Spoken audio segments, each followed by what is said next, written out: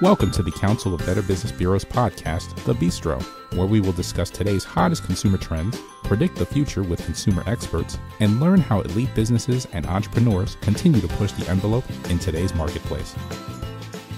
Hello and welcome to The Bistro. For the Better Business Bureau, I'm your host, Elena Spinola. Marketplace scams represent a $50 billion drain on our economy, affecting both businesses and, of course, consumers.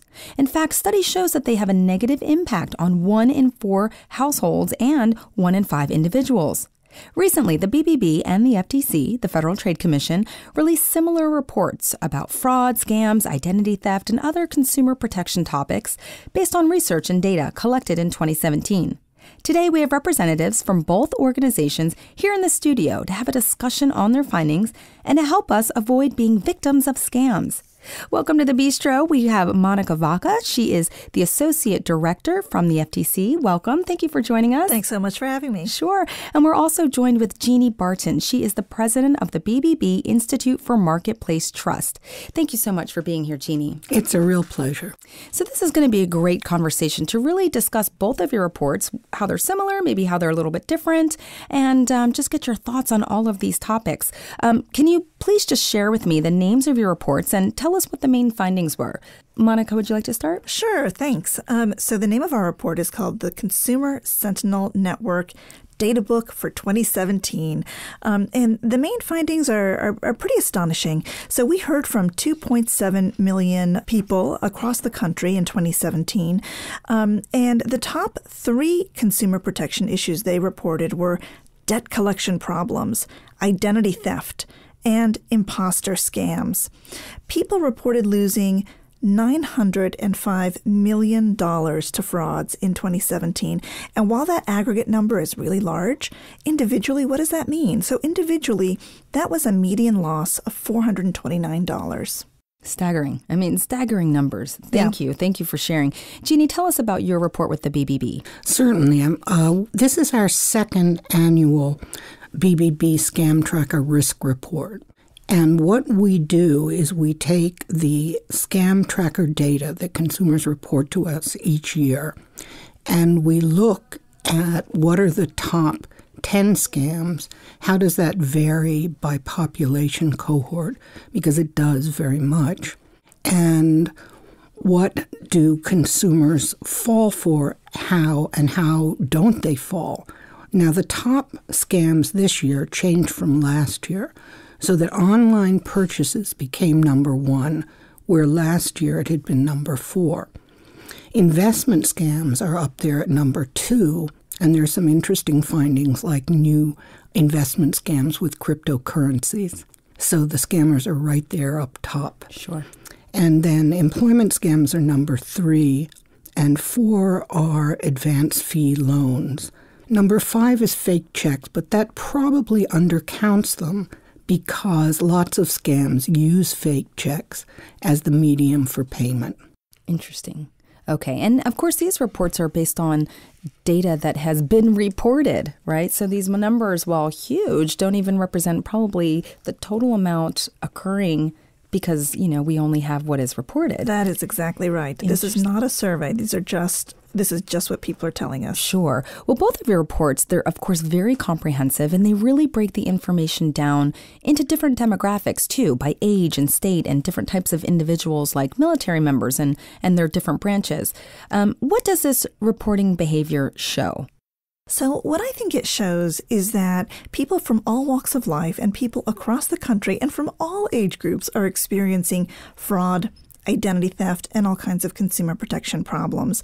Let me just give you a little bit of a sampling of what it is that we saw. So first off, one interesting thing was that younger people reported losing money to fraud more often than older people, which was very interesting to us. So that is interesting. 40% of fraud reports from people in their 20s, they told us they lost money. And just 18% of people who were over 70 said the same thing, that they lost money. But if you look a little bit closer, what you'll also see is that those folks who are over 70 are losing a lot of money. When they do lose money, they're losing a lot of money individually.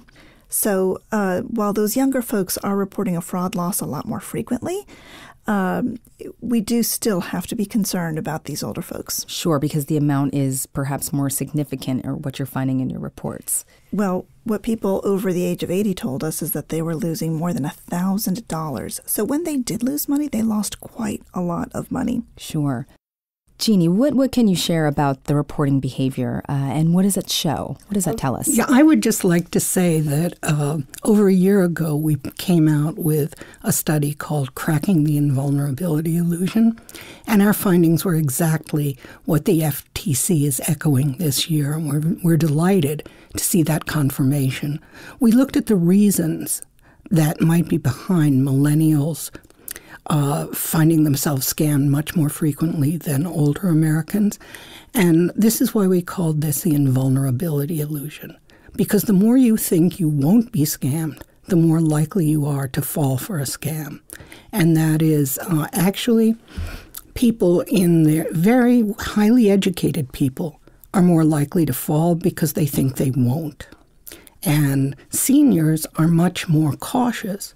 But when they do fall, as the FTC reported, it's a much harder fall. Sure. Well, we're going to dive a little bit deeper into the nature of some of these consumer protection issues and scams in a minute. But first, I do want to point out that there was some good news that came from comparing the top 3, for example, identity theft reports through the last couple of years. What exactly did that report find? And then also, Genie, can you share some of the latest trends? I think we talked about it a little bit from the Scam Tracker.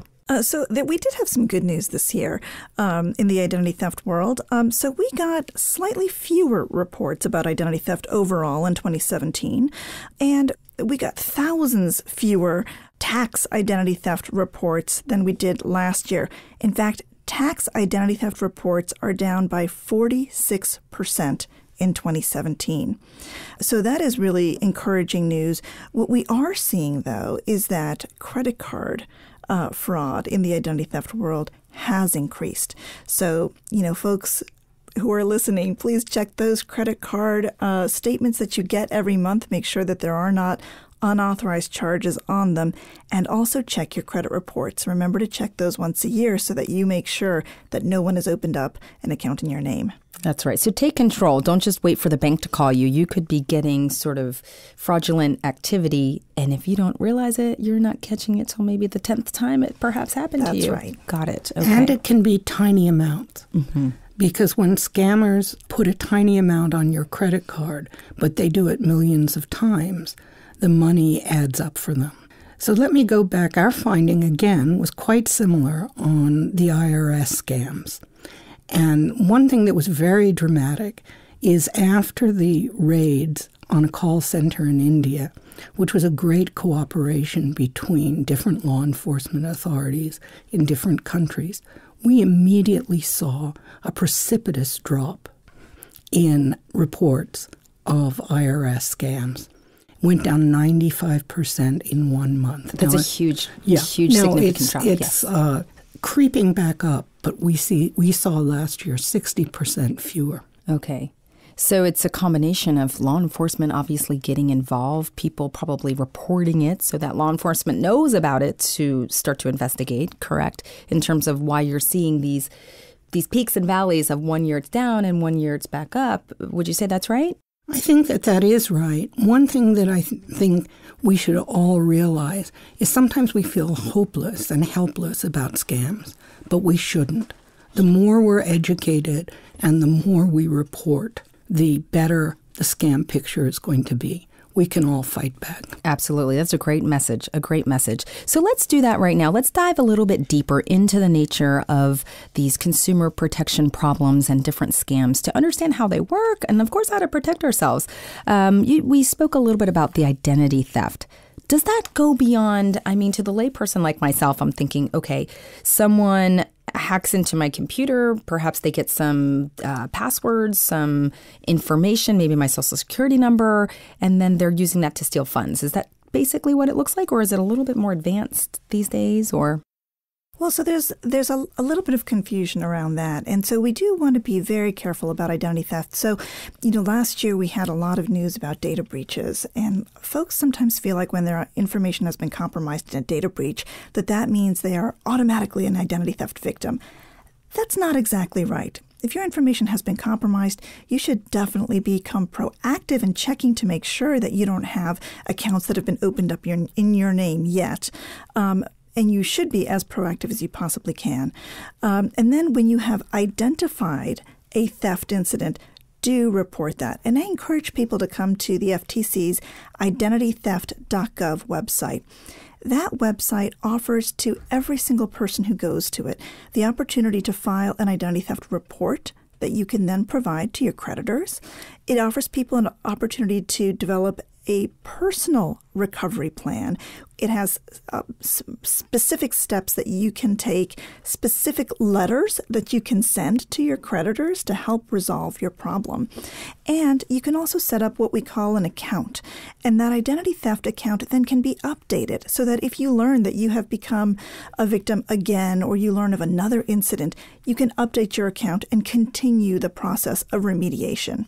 Okay, because it could be a continual process, as you just mentioned. It absolutely can. Okay, speaking of sort of the BBB scam tracker and some of the most common seen, scams and fraudulent things, I think employment scams was up there. Is that right? It certainly was. Tell us how that works. What does that scam look like? Well, it can look like a number of things, but one of the big scams is that you're looking for a work-at-home opportunity. And you see a job offer, it could be targeted right to you, or you could see it somewhere online.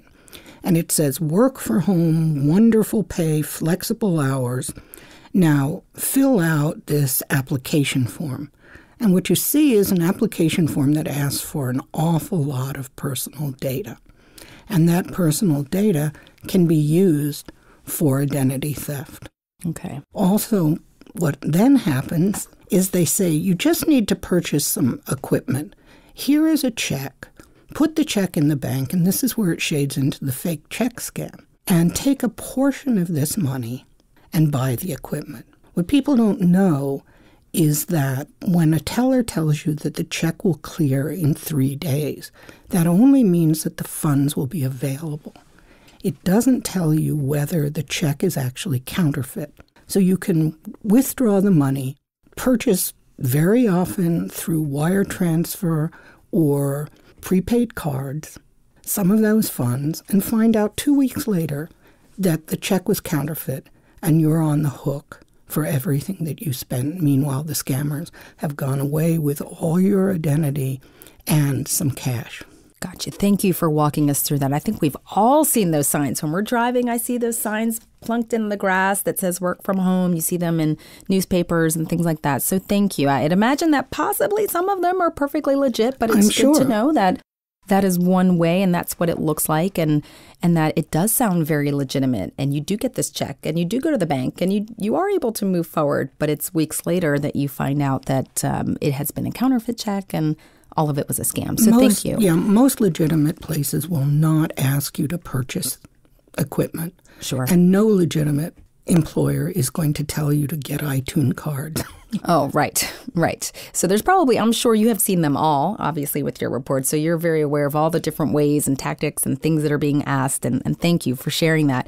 Now, in both of your reports, what was the main method of contact by scammers or fraudulent people, organizations? So overwhelmingly, people who reported fraud reported that it came in through the phone. Okay. Right? So it's that telephone when it's ringing.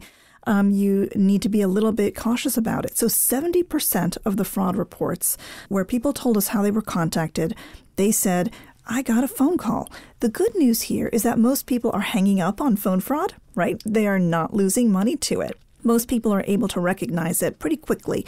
The trouble is that when they do lose money, they're losing a lot. So only 9% of people are actually losing money in phone fraud. But when they do, they're losing individually a median of $720.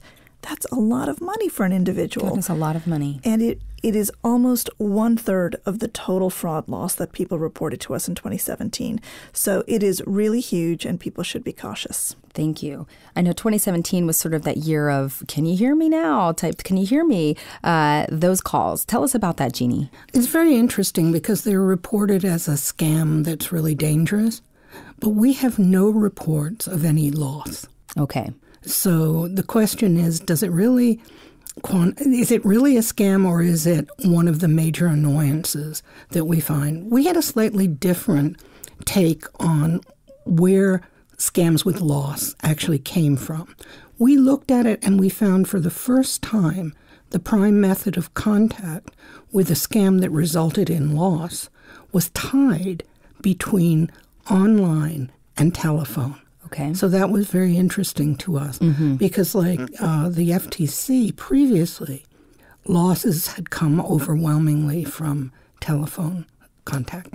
Got it. So that particular one was more of an annoyance, and the BBB found that it wasn't really resulting in losses, but of course it's still happening. The FTC has found through, significant losses through the telephone. Very interesting.